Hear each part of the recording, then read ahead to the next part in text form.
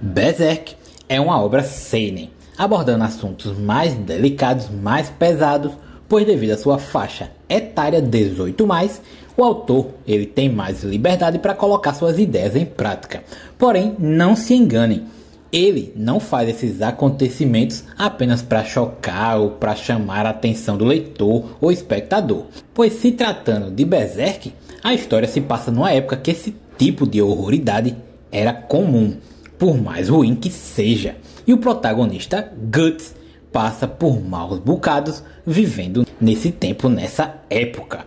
Fala galera, bem-vindo ao canal do Punk Safadão. No vídeo de hoje eu vou falar sobre o passado do protagonista Guts. Vamos começar falando do seu nascimento, do nascimento do Guts, que nasceu de um corpo desvivido, um corpo pendurado numa árvore, provavelmente de caça às bruxas, ou seja, tinha muitas outras mulheres penduradas nessa mesma árvore, onde ele, quando nasceu, caiu numa poça de lama e água vermelha misturadas. Eu não posso falar aquela palavra, né? E depois de um grupo de mercenários passar perto dessa árvore, uma mulher que estava enlouquecida, estava louca, maluca, por ter perdido seu filho, encontra o Guts nessa poça, aparentemente morto. Mas, ao ser tocado, ele chora, mostrando que ainda havia um fio de vida em seu corpo. Apesar dos mercenários não acharem bom pegar e levar esse bebê com eles, o líder chamado Gambino diz que não acredita nessas coisas nem em superstição. E fora isso, essa criança deve desviver logo logo, assim ele pensava. Com certeza ele errou. Guts cresce, sua mãe adotiva acaba pegando uma doença indo de arrasta para cima e o Gambino passa a odiar o prota ainda mais e tratá-lo muito mal. Já os outros mercenários passam a gostar de ter uma criança junto deles. Eles têm até um carinho, eles criam um vínculo pelo Guts. Em um treinamento com espadas, Guts e Gambino se enfrentam e no momento de raiva, o líder dos mercenários acerta em cheio o rosto do prota. E aqui ele quase morre, pois pegou no seu nariz e o sangue ficava impedindo sua respiração. Mas mesmo assim, o Guts conseguiu passar por todo esse sofrimento. Porém, não tinha acabado seus maus momentos, pois pouquíssimo tempo depois, o Gambino o vende por uma noite para um dos seus soldados, o Donovan.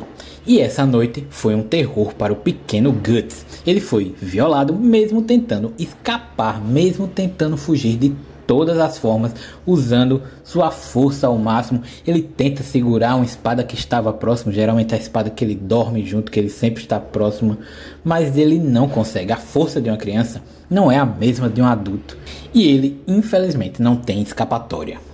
No dia seguinte, revoltado, ele tenta tirar informações do seu pai Gambino, pois o Donovan falou que ele o tinha comprado o pequeno Guts por uma noite. Mas o Gambino apenas finge que nada aconteceu, até porque ele nem se importava mesmo com o Guts.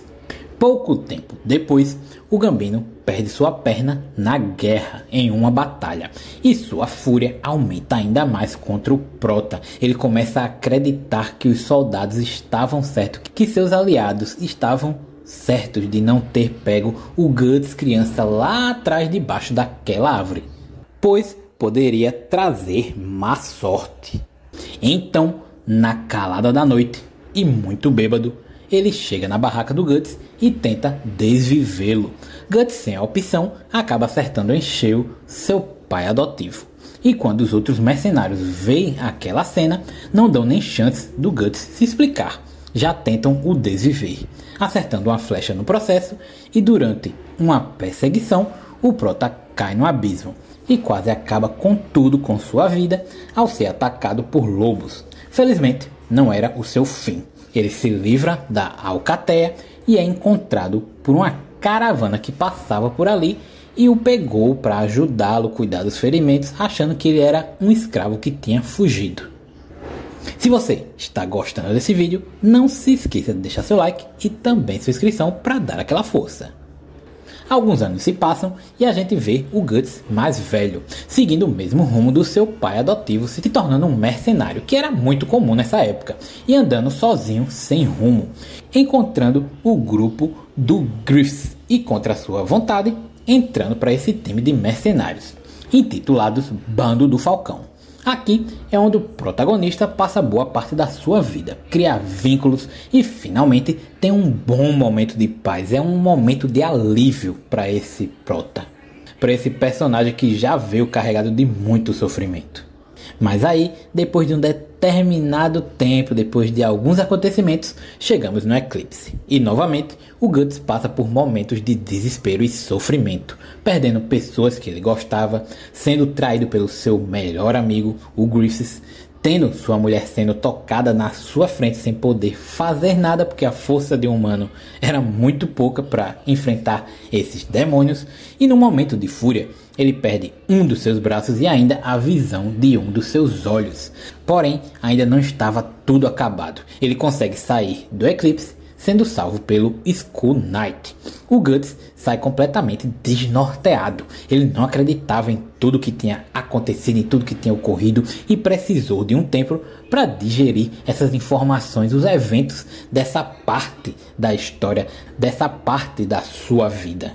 Felizmente, com o andar da obra, com o decorrer da obra, com mais e mais capítulos sendo lançados, vemos o Guts mudando e ganhando novos aliados, podendo esquecer, nem que seja por pouco tempo, do seu ódio, da sua vingança, chegando até mesmo num momento muito bonito, onde vemos o Guts sendo grato por tudo.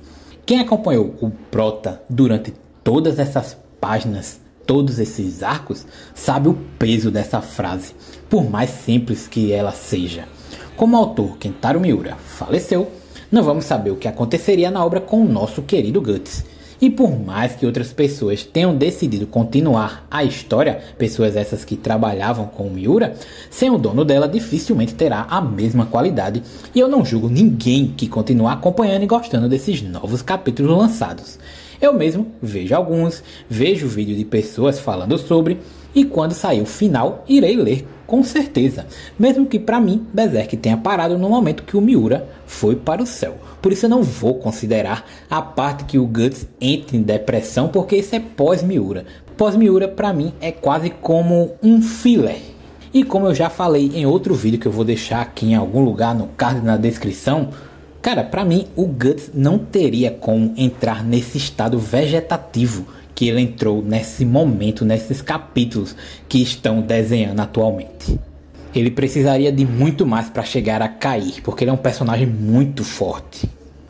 Galera, vocês também acham que o protagonista Guts da obra Berserk sofreu muito, sofreu bastante e merece com certeza ter um final feliz? Contem aí nos comentários. Fui! Deixa o like aí, maluco. Deixa o like, meu irmão. Deixa o like, tá louco? Deixa o like, meu irmão. Deixa o like, se inscreve aí, deixa o like.